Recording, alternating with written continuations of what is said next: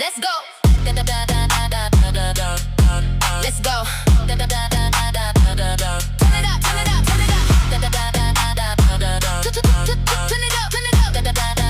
Yeah. Floor shakes, feel the bass in your chest. No mistakes, putting skills to the test. Spotlight hits, yeah, you know it's my time. Every move I make is a perfect crime. We're the ones who set the rules in this game. Everybody in the building knows our name. Yeah. Snap, snap your fingers, feel the static in the air. Watch us move like you just don't care.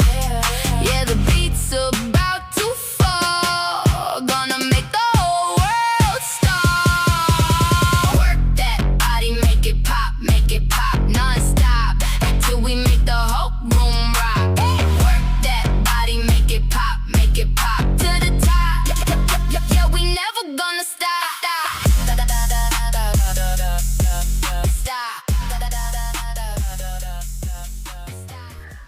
Halo sahabat Antara, kembali lagi bersama saya Indah di Ngobrol Penuh Inspirasi bersama Antara Kalbar. Hari ini kita akan berbicara mengenai padel dan pickleball. Nah, kita kehadiran narasumber, seorang pelatih. Beliau juga sudah mendapatkan sertifikat dari Concerta Padel. Nah, langsung saja kita perkenalkan Coach Willy. Halo. Hai Coach Willy, Apa gimana kabar? Kak? Baik. Nah, Coach Willy, boleh diceritain mungkin Coach Willy dulu sebagai pelatih nih, awalnya gimana kayak gitu di padel dan pickleball? Oh, oke. Sebenarnya saya by accident ya menjadi pelatih. Karena waktu itu saya memang di padel dari tahun 2022. Oke. Lalu saya pernah main pickleball di Singapura. Dan ketika olahraga itu dibawa ke Pontianak dan belum ada yang bisa main. Jadinya mau nggak mau kita harus turun tangan ngajar. Terbentuklah sampai sekarang marketnya jadi pelatih jadinya. Berarti bisa dibilang Coach Willy ini orang yang pertama membawa padel dan pickleball ke Pontianak. Benar. Nah, apa sih yang akhirnya membuat Coach Willy ini padel pickle ini harus dibawa ke Pontianak kayak gitu? Kalau kita mulai sejarahnya, sebenarnya saya pemain tenis. Setelah saya ada di umur 38 saya cedera meniskus di lutut waktu itu, sehingga kalau setiap kali habis main tenis itu kaki saya mesti angkat.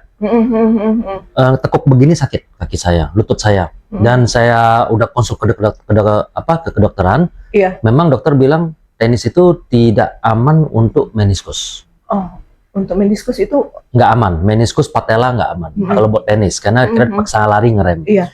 Nah, sehingga waktu saya di luar di Singapura itu diajak teman main pickleball. Saya berpikir apa ya itu ya? Coba diajak main. Oh, ternyata pickleball itu kayak versi mininya tenis. Tapi ada beberapa regulasi-regulasi yang sangat gampang dipahami lah. Di situ saya udah merasa, oke, berarti skill tenisnya masih kepake nih. Iya. Tapi lebih enak buat kaki-kaki saya. Terutama saya berpikir banyak ya, kita tenis kan peradabannya udah lumayan panjang nih Pontianak nih. Saya dulu sering main sama bapak-bapak yang umur 60-70 tahun. Saya berpikir ini ada potensi buat mereka yang dimana ingin olahraga dengan impact yang lebih ringan, mereka mainnya ke situ pickleball awal-awal. Maka saya coba bawalah pickleball ke sini. Seperti itu. Nah, untuk sejauh ini menurut Coach Willy perkembangan padel dan pickleball seperti apa? Oke. Awal-awal pickleball saya masuk, marketnya belum ada. Ketika kita mulai bangun, marketnya mulai ada, baru kita coba di padel waktu itu. Berarti padel dulu? Jadi secara grafik itu kalau pickleball dia begini, pelan-pelan naik. Waktu ini udah mulai naik, kita buka padel di tengah-tengah kan. Tiba-tiba padelnya tuh langsung begini naik. Langsung lebih up. Lebih gitu up, ya? karena kan waktu itu padel kan jauh lebih hype ya di nasional dibanding pickleball. Padahal hype terus. Baru akhir-akhir ini saya mendengar kayak di Jakarta, di Jawa, pickleballnya udah mulai naik seperti itu. Berarti di Pontianak ini pickleball dulu, di tengah mulai naik, barulah dimulai masuk padel. Kayak gitu ya. Nah, menurut Coach Willy juga, apa sih yang membuat akhirnya masyarakat ini tertarik sama kedua olahraga ini? Ini kalau di dalam padel sama pickleball, mereka mempunyai sebuah background sama budaya yang berbeda. Untuk pickleball sendiri itu sangat cocok buat kayak orang-orang yang mantan pemain pingpong, meja pingpong. Kalau pickleball. Ya, meja pingpong. Kalau mereka yang pemain-pemain pingpong itu, atlet pingpong waktu main kan ya mungkin mereka butuh 30 menit Untuk baru keluar keringat ya. Iya. Karena kan cuma meja doang, kiri kanan. Iya, benar. Ketika dia ke pickleball, pukulannya mirip tapi dia ada larinya. Iya, sehingga mereka tertarik. Ini ada kardionya. Untuk anak badminton juga oke, karena dia sangat friendly. Dia raketnya ringan, kadang-kadang main wrist juga lebih nggak rentan cedera lah. Iya. Kalau untuk padel, padel itu dia fundamentalnya lebih dari orang tenis ya. Berarti lebih malahan. Lebih ke dari anak tenis. Okay. Karena anak badminton kalau dia pindah ke padel, dia harus belajar form tenis dulu. Kalau enggak, dia bisa cedera. Padel hati-hati. Kalau tidak diajarin formnya, pukulan yang benar, pasti cedera. Tenis elbow, trigger finger, wrist, itu pasti cedera. Makanya dari anak tenis yang jauh lebih cepat dia adaptasi ke situ. Sama tenis kan kadang-kadang begini. Tenis itu sedikit mukul, banyak lari. Oke. Kalau padel banyak mukul, sedikit lari. Di situ yang bikin mereka suka di padel. Itu. Dan lapangannya jauh lebih kecil ya, coach, daripada tenis. Kalau betul. Padel. Nah, betul. Umumnya berarti kalau dilihat orang-orang yang sekarang ikut turun padel, apakah orang-orang yang sebelumnya udah main di tenis, atau banyak masyarakat umum juga yang belum mengerti olahraga sama sekali juga ikut nih, coach? Kalau dilihat, bisa dikatakan ya, yang masyarakat baru yang belum pernah mengerti olahraga itu mencoba padel itu hampir 40%. Oh, lumayan besar ya. Lumayan besar. Anak tenis yang pindah ke situ 30%, anak badminton mungkin sosok 30% juga yang pindah ke situ. Sisanya ada mantan atlet voli, ada yang main pingpong, ya berarti ya. Sama bahkan atlet bola. Cuma karena mereka dulu mantan atlet, atletiknya ada, sehingga mereka gampang adaptasinya. Iya, betul. Dibanding dengan orang awam yang dimana dari dulu nggak pernah olahraga, tiba-tiba mau olahraga. Nah, itu agak beda, pembentukan atletiknya beda di situ. Jadi kalau misalnya Coach Willy lihat sendiri dari komunitas-komunitas yang tadi, yang kayak dari atlet atau masyarakat umum, di mana yang paling banyak yang ikut, Coach? Apakah dari masyarakat umumnya atau yang dari olahraganya sendiri? Sekarang dewasa ini banyak dari masyarakat umum. Karena kan mungkin tren sekarang ini ya, setelah COVID itu banyak yang sangat concern dengan kesehatan. Makanya kayak dunia malam barbar nggak hidup. Mereka happy-nya, mereka partinya tiap malam minggu atau weekend, tiap malam itu mereka ke tempat olahraga. Ya, social life mereka udah berubah. Makanya dulu zaman kita pakai mobil Mercedes standar kemewahan. Tapi sekarang gampang ya, dikejar cicilan, pinjam duit dari bank udah bisa. Pakai jam tangan Rolex lah, pakai baju yang brand khas Eropa lah. Tapi sekarang bukan. Sekarang standar kemewahan itu adalah bentuk badan. Iya, betul. Kalau Anda langsing, Anda atletis, itu berarti standar kemewahan. Udah berubah, standar kemewahan sekarang udah berubah. Benar. Jadi itu makanya sekarang pun di Pontianak banyak tempat olahraga ya, Coach ya? Sudah mulai banyak yang bangun. Terus jadi menurut Coach sendiri, si padel dan pickleball ini udah menjadi gaya hidup ya, bukan lagi menjadi tren olahraga? Bahkan menjadi tempat link, mencari peluang bisnis juga di situ. Kadang-kadang mereka kayak ada beberapa perusahaan dia gatheringnya di padel. Gitu. Kayak tim-tim di kantor ada setiap minggu mereka main padel, dari atasan diminta agar timnya bisa kompak, bisa bonding. Kadang-kadang dalam dunia kerja kan bisa karyawan 20 kan nggak semuanya akur ya. Makanya disetting kayak begitu. Berarti si pickle dengan padel ini bisa jadi untuk gathering kantor ya? Betul. Nah, jadi buat sahabat Antara yang mungkin kantornya punya kru yang banyak, bisa nih disampaikan ke atasannya atau mungkin ke HRD-nya ya, Coach ya, buat gathering. Mungkin yang bosan gathering harus keluar gitu, atau bingung di mana nih tempat kita gathering. Nah, sekarang sahabat Antara bisa nih gathering dengan mengadakan pickleball atau padel kayak gitu. Nah, berarti kan dengan antusias yang begitu tinggi, sekarang turnamen-turnamen juga ada nih coach. Nah, menurut coach sendiri, apakah turnamen di Pontianak ini sudah sesuai aturan atau sekedar baru hiburan saja, coach? Oke. Turnamen jujur ya, lumayan banyak. Bahkan mungkin saya terhitung dari bulan Juli ya. Juli kemarin aja tiap 2 minggu ada turnamen. Banyak sekali berarti Cuma ya. ini begini yang terjadi sekarang begini. Kita Pontianak sendiri kan penduduknya kan nggak banyak ya. Betul. Sehingga orang yang main pickleball juga main padel. Berarti Orang orang main padel juga ada main tenis. main tenis. Jadi bayangkan nggak kalau minggu pertama pertandingan tenis, minggu kedua pertandingan padel, minggu ketiga pertandingan pickleball. Dan Itu jadinya semuanya itu jadi rasa atlet. iya betul. Komunitas betul. rasa atlet. Kalau menurut saya sebenarnya itu sangat bagus. Kenapa? Itu yang bikin olahraga ini hidup. Cuma waktu di awal-awal bikin memang ada sedikit banyak yang masih salah di regulasi-regulasinya. Oke. Tetapi saya sangat yakin dengan berjalannya waktu orang akan banyak memperbaiki. Seperti itu. Nah, apakah ketika mereka membuat turnamen ini, mereka ada membahas terlebih dahulu, ataukah mereka tetap jalani, tim A, tim B, tim C, kayak gitu. Misalnya mereka mau ngadakan turnamen langsung jalan aja, kayak gitu, coach.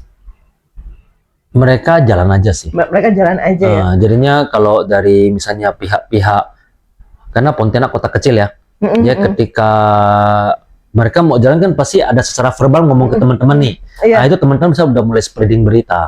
Ya sehingga kalau ada IO lain yang mau bikin, dia juga akan undur, dia nggak mau tabrakin jadwalnya. Berarti menyesuaikan. Supaya, semuanya bisa berjalan. Betul, kalau tabrakin kan pecah crowd. Iya betul juga. Tidak ada gunanya. Nah kalau misalnya dari turnamen yang ada dilihat nih, orang-orang yang mengikuti, apakah memang untuk mengejar hadiah atau hanya untuk mencari pengalaman bermain yang coach lihat sejauh ini? Oke, untuk yang di pickleball ya, saya bahas pickleball dulu. Pickleball, kenapa saya katakan begitu? Pickleball sama padel punya budaya yang berbeda. Karena pickleball gamesnya lumayan murah. Sehingga kita grabbing marketnya itu lebih ke middle class sama ke low. Itu masuk itu semua. Masuk. Karena dia mirip dengan badminton. Orang yang di grab di situ, di mana kebanyakan orang-orang yang fighter, yang punya jiwa legowo besar, sehingga mereka itu untuk sportivitas atau apa masih bagus. Sangat bagus mereka. Untuk di padel di awal-awal era itu kan kebanyakan kan middle high class ya. Yang itu yang agak repot itu karena banyak middle high class masih ingin mencari validasi. Yang di situ yang masih PR-nya dari kita itu ketika kita bikin kompetisi, kita harus bisa brainstorming mereka terus. Kompetisi itu menang kalah itu urusan nomor 2. Kamu ada daftar aja, kamu udah menang. Gitu. Betul. Main bagus juga kamu udah bagus, semua orang akan menghargai, tidak ada yang akan menghina kamu ketika kamu kalah. Di sini yang mesti di brainstorming kalau di dunia padel. Itu di awal-awal tahun lalu. Wah, itu parah sekali. Itu benar-benar PR ya berarti. PR banget. Karena kenapa? Karena budayanya beda. Ketika kita bertemu orang yang dia mau mencapai apapun yang akan dilakukan dia hanya untuk sebuah validasi, itu banyak sekali orang seperti gitu. Yang ini yang harus kita brainstorming, harus diubah mentalitasnya. Betul.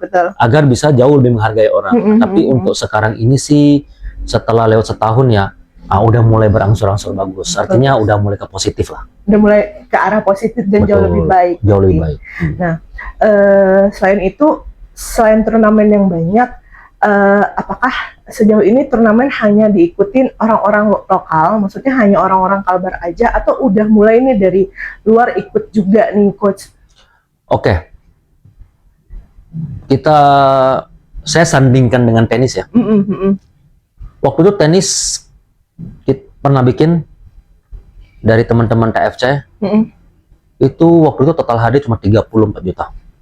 Kenapa saya katakan cuma 34 juta? Kenapa itu, Coach? Nanti saya ada perbandingan korelasinya. 34 juta yang datang tanding satu Kalbar.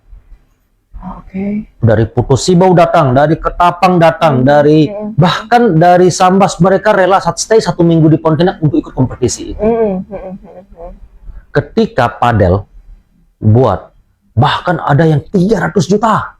Wah, Yang nanti 17 Agustus ini, yang 17 Agustus ini 200 juta. yang 17 besok. Iya, total hadiah. Tapi pesertanya cuma orang Pontianak itu tak itu. Mereka lagi. Artinya apa? Artinya sebenarnya olahraga padel itu kalau di pandangan mata saya ya, itu masih anak kecil kalangannya, masih anak kecil, tapi lalu dipaksa cepat untuk mature. Oke. Sehingga yang main itu tak itu aja. Mereka lagi. Kalau pickleball justru bagus. Pickleball kita di awal September ada buat total hari 30 juta aja. Peserta aja yang udah masukin mau daftar aja untuk kelas beginner aja udah mencapai 50-an pasang. Artinya marketnya pickleball jauh lebih besar dibanding padel. Cuma di kompetisi padelnya yang terlalu cepat mature, terlalu dipaksa untuk mature lah. Sedangkan pemainnya belum banyak. Yang ini yang sebenarnya mau diubah. Oke. Berarti kalau misalnya dilihat padel ini kecepatan banget ya, kok maksudnya terlalu cepat. Jadi kagetan mungkin. Kaget.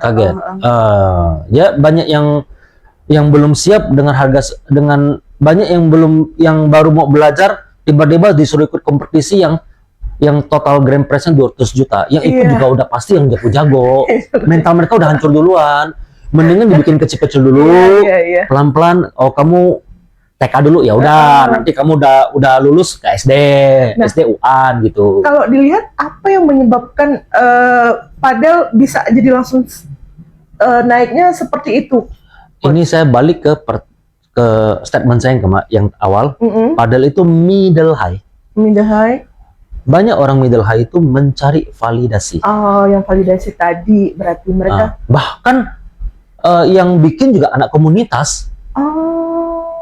Anak komunitas yang bikin, misalnya dari komunitas A nih, dia yang bikin, karena dia ingin tervalidasi memang komunitas paling elit. Iya. Komunitas B juga sama, nanti di sini berawal dari 30, nanti ini 50, ini 100, ini itu jangan sekarang udah tembus ke 200 juta. Jadi berarti gini ya, Coach, kalau misalnya kita tahu olahraga pada umumnya itu memiliki klub untuk mereka bernaung. Nah, sejauh ini kalau Coach Willy bilang tadi komunitas, apakah masih sejauh hanya komunitas atau sudah ada klub-klub sendiri, Coach? Malahan masih komunitas, belum ada klub. Belum ada. Jadi kalau misalnya sahabat Antara yang belum pernah bergabung sama sekali dengan olahraga ini, mereka ke komunitas ya berarti, Coach? Sebenarnya sekarang kan udah era digitalisasi ya.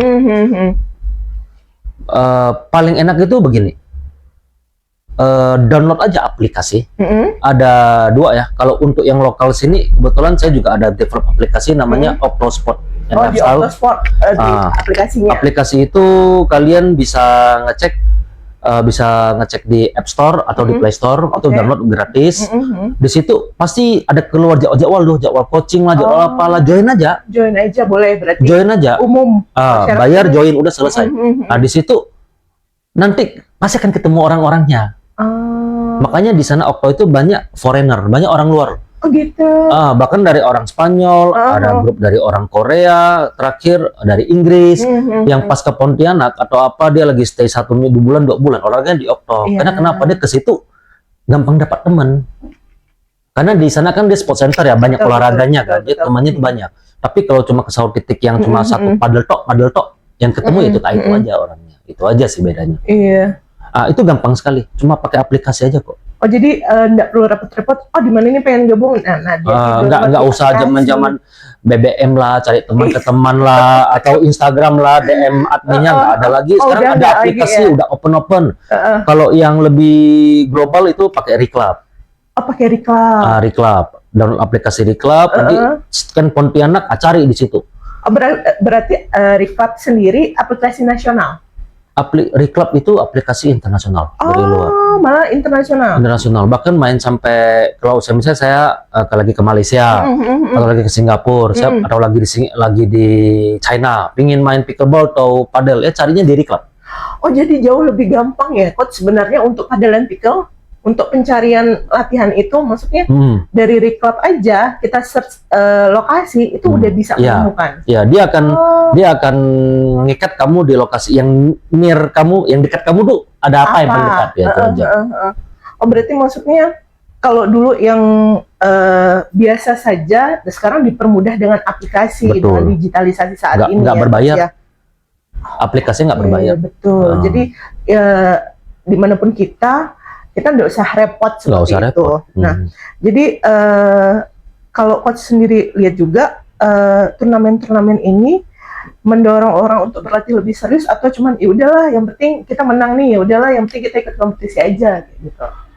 Awal-awal banyak yang ingin mencoba kompetisi, tetapi karena ketika udah daftar, jadinya mereka kayak punya punya tanggung jawab moral, sehingga itu yang bikin mereka pengen latihan, pengen coaching, at least tidak main kalah bodoh lah intinya lah, kalahnya masih kalah bagus. Kadang-kadang kita udah fight, memang lawannya di atas kita, ya udah. Kalah, cuma at least kamu ada belajar dari situ. Dan satu masukan saya, banyak yang mengatakan saya belum bisa ikut kompetisi. No, kompetisi itu yang bikin kamu akan naik kelas. Ya, olahraga raket, mau tenis, mau padel, mau pickle, itu salah satu olahraga yang susah untuk menang. Susah sekali untuk menang, malah lebih banyak kalahnya dibanding menang. Iya. Kita lihat kayak Roger Federer atau Djokovic yang penjuara Grand Slam 24-26 kali. Apakah mereka tiap tahun menang? Enggak. Iya, betul. Enggak. Tapi mungkin karir mereka selama 20 tahun itu tiap tahun ada nyantol satu Grand Slam sekali lah dari 4 Grand Slam. Jadi lah 26 seperti gitu. Ya intinya butuh proses lah olahraga ini. Berarti turnamen sendiri mengembangkan mental, terus membuat daya juang untuk bertanding jauh lebih besar ya coach ya. Nah, jadi kalau coach sendiri lihat perubahan paling terlihat dari kemampuan pemain Pontianak yang ada nih untuk olahraga ini, apakah sudah mulai berkembang? Berkembang banget ya. Di luar dugaan, yang kita di sini masyarakatnya lumayan kompetitif ya. Sangat kompetitif. Mereka benar-benar latihan pakai habis-habisan. Dia tidak seperti di Jawa kan ada yang, saya pernah main di Jakarta tuh, mereka kayak hanya mabar-mabar biasa. Tapi ya udah, yang penting saya cari keringat aja. Kalau di Pontianak punya yang olahraga cari keringat itu mungkin cuma 30% kali ya. 70% semuanya ngencarnya ke kompetisi. 70%. Nah, jadi kalau dilihat memang sudah Pontianak sendiri udah jauh lebih kompetitif untuk segi pemainnya ya, kompetitif. Nah, dengan banyaknya peminat, apa sih menurut coach yang kurang dari ekosistem padel dengan pickleball nih? Apakah masih kurang pelatih atau fasilitas, atau masih kurang komunitas atau pembinaan? Kalau sekarang ini yang kurang itu untuk pemainnya. Kalau kita berbicara fasilitas untuk lapangan, sudah banyak yang mau buka. Nah, untuk pelatih, udah banyak yang sudah bisa melatih. Karena kan kebanyakan dari coach tenis, dia tinggal ikut pelatihan yang padel udah jadi.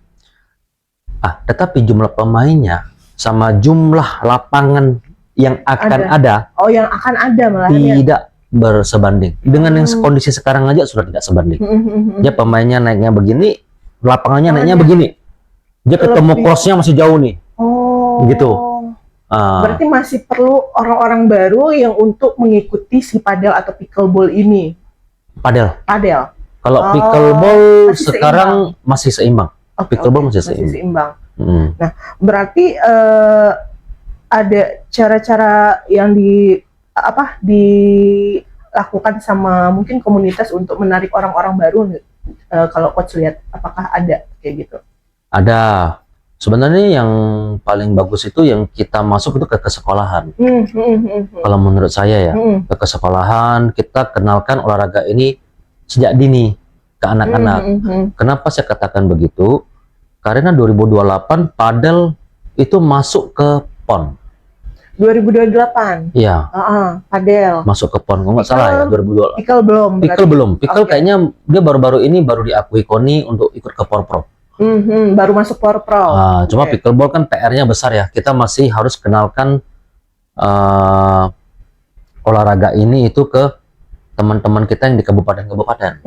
Sanggau, Sintang, apa itu sana kan cuma pernah dengar tapi nggak pernah main kan? Iya betul. Dia mesti punya ya kayak teman-teman yang IPF lah, Indonesian Pickleball Federation yang di Iya. Pontianak ini, di Kalibar ini tuh wajib kerja ekstra keras lah untuk kenalkan olahraga ini ke situ. Nah, kalau untuk padel kan ke PON. Makanya kalau menurut saya kalau mau olahraga ini hidup, binanya yang dari yang muda-muda. Iya. Ketika pemerintah sudah memfasilitasi sebuah kompetisi masuk ke PON Porprov, harusnya olahraga ini hidup. Nah, berarti kalau misalkan padel akan masuk ke PON, apakah Pontianak sudah siap orang-orang atau atlet-atletnya kalau coach lihat? Insya Allah lah. Sekarang kita saya sendiri juga ada bentuk atlet. Sekarang satu udah ada yang kita bentuk. Sekarang masih cari satu. Karena padel kan gamenya game berdua ya. Iya. Karena untuk Pontianak sendiri kita mencari atlet-atlet yang bukan atlet lah. Ada orang yang terlahir yang punya talenta. Betul. Kita mau mencari orang itu agak susah. Kalau punya talenta asal sedikit udah jadi kan. Iya. Kalau yang nggak punya talenta asalnya makin banyak. Makin Susah. banyak waktu. Makin banyak waktu yang habis. Nah, kalau misalnya yang coach lihat, kalau padel ini yang apakah untuk ganda putra putri atau ganda putra saja atau ganda putri saja yang udah siap untuk event besar kayak gitu? Untuk putrinya belum. Untuk putrinya malahan belum ya, Belum, putranya. Mbak Putra. Tapi kalau mix, apakah di Pontianak sudah mulai jalan coach? Mix itu tidak pernah dipertandingkan di event besar. Oh, malah tidak pernah ya coach ya? Ya, mix itu malahan lebih kayak lebih seperti apa ya? Seperti kayak entertainment event lah. Oh, jadi lebih ke entertain, bukan untuk yang diseriuskan. Betul, kecuali di pickleball. Kalau pickleball malah ada yang Ada mix. mix. Kalau padel sama tenis nggak ada. Pickle ini kenapa bisa ada mixnya? Karena low impact. Low impact. Kalau padel sama tenis high impact. Kasihan ceweknya kena smash-smash. Oh, betul-betul. Jadi menjadi incaran lawan ya. Ya. Maksudnya, ada nih yang Kalau bisa lagi tanding kan semuanya kan udah nggak berpikir sebuah adab ini beda gender loh, nggak ada. Iya, iya, Kalau betul-betul. tanding tuh misalnya kayak saya bela negara. Udah hajar, kasihan ceweknya. Makanya itu jarang-jarang. jarang ya. Paling yang ada tuh sekali bikin tuh yang kayak entertainment, kayak pasangan pasutri tanding, kayak gitu-gituan lah. Lebih ke entertainment lah. Lebih entertain atau yang pada saat mabar ya. Iya. Nah, kalau Coach Willy lihat 3 tahun sampai 5 tahun ke depan nih perkembangan padel atau pickle seperti apa? Kalau menurut pandangan saya bisa growth. Bisa growth. Untuk 3 tahun ke depan udah pasti bisa growth, karena kemarin udah masuk ke agenda PON kan. Iya, Itu udah pasti. udah pasti ya. 2009 2028. Kalau misalnya dari pemerintahnya tidak konsisten, rupanya next PON udah nggak ada lagi. Ya udah selesai. Jadi ke olahraga biasa lagi. Balik lagi ke nol ya. Karena bagaimanapun juga kan cikal bakal olahraga ini kayak contohnya kita berbicara kenapa bulu tangkis bisa bertahan, kenapa kayak siapa Bimpong bisa bertahan, tapi kenapa sepak takraw malah habis? Habis. Sepak takraw habis, Betul. nggak ada lagi sepak takraw. Karena acuan besar di Olimpiade. Kalau di Olimpiade mereka mempertahankan olahraga itu, artinya punya value market. Sehingga kalau Olimpiade dipertandingkan, yang lain pasti jalan. Oh, oke. Sepak takraw udah nggak ada. Nggak ada. Makanya kita makin habis. Contoh kayak teman kita yang dari Kalbar yang juara Olimpiade panjat tebing. Iya, si Fredrik. Fredrik. Iya, betul. Dia ikut ketika Olimpiade di tahun itu juga pertama kali ada event panjat tebing. Dia ikut, dia juara. Iya. Seperti gitu. Jadilah sekarang mulai ada pembinaan panjat tebing, fasilitas yang mulai dibangun. Ini kan yang terjadi sekarang. Iya, benar. Kuncinya di situ aja sih. Jadi kalau coach lihat untuk Kalbar sendiri, pemerintah sendiri, apakah sudah mulai melihat atau memang sudah ikut di event-event pickle atau padel? Ini boleh ngomong jujur nggak? Atau harus sensor? A little bit ya. Saya sih tidak bisa di antara kita ya. Kalau untuk Maksudnya kayak kalau untuk saya pribadi, pemerintah hanya memfasilitasi, tetapi tidak mendanai. oh belum berarti. Jadinya kebanyakan kita masih berasaskan gotong royong untuk bawa nama Indonesia. Oh, oke. Ini yang terjadi sekarang. Contoh, sekarang saya lagi bina atlet, 1 sen pun saya nggak pernah minta. Jadi memang turun sendiri ya? Ya, maksudnya? memang hanya dari hati nurani saya, rasa nasionalis saya melihat 2028 ini akan ada PON, Kalbar, kita harus punya nama ke situ. Itu benar-benar dari rasa nasionalis sendiri. Patriot kita di tanah kelahiran kita, kita bentuk buat bawa nama kita. Kalau mau minta pemerintah untuk bantu, ya saya kira boro-boro lah. Iya. Berat. Siap. Terus untuk coach, harapan kedepannya untuk komunitas atau penyelenggara turnamen, nah pelaku usaha untuk perkembangan olahraga ini nih apa? Sama pemerintah juga mungkin harapannya ke depannya. Sorry, coba ulangi. Apa harapan coach untuk komunitas, pemerintah, terus penyelenggara turnamen sama pelaku usaha untuk perkembangan padel dan pickle? Kalau sekarang begini, kalau pemerintah sendiri, yang saya harapkan lebih ke memfasilitasi, memudahkan. Contohnya begini, kita kadang-kadang kalau bikin event besar, karena di Indonesia sendiri kan saya melihat bahkan ada yang berani bikin total hadiah 1 M. Wah. Iya. Yang datang itu pasti dari mancanegara. Dari luar berarti udah mulai ikutin. Minimal pemerintah memfasilitasi. Kayak Kitas, kayak Visa itu dibantu. Kalau untuk yang lokal kita sendiri, ketika kita menang, mau tanding ke PON atau apa, minimal pemerintah memfasilitasi kayak dana atau apa. Kalau untuk komunitas sendiri, saya kira komunitas sendiri sudah sangat kuat ya. Udah kuat ya kalau Pontianak. Sekali tanding aja kompak, semua pada jalan keluar. Tinggal kasih tahu satu, yang lainnya jalan ya nanti. Nah kalau misalnya yang kayak pengusaha-pengusaha yang baru mulai melihat padel dengan pickle, ada ini apa harapan coach sendiri? Oke, pengusaha dia bisa akan sponsor. Ketika kamu ada crowd, kata kuncinya crowd. Kalau memang market padel itu besar, setiap kali kamu bikin event ini ramai, pengusaha juga akan sponsor. Tapi kalau yang pergi berapa? 2 orang. Yang tanding berapa orang? 40 orang aja. Ya mereka nggak mau sponsor juga. Karena pengusaha kan dia korelasi dengan bisnis. Iya, kan? betul. Promosin kan. Nah, kalau coach sendiri pengen nyampein ke sahabat Antara yang belum pernah bergabung dengan pickle atau padel, apa sih yang membuat mereka ayo nih coba pickle padel kayak gitu? Oke. Saran saya buat teman-teman yang ingin mencoba olahraga ini, yang paling penting, jangan mabar. Mabar itu main bareng. Jangan mabar. Coaching dulu, baru mabar. Oh, lebih tepat coaching dulu, baru mabar. Betul.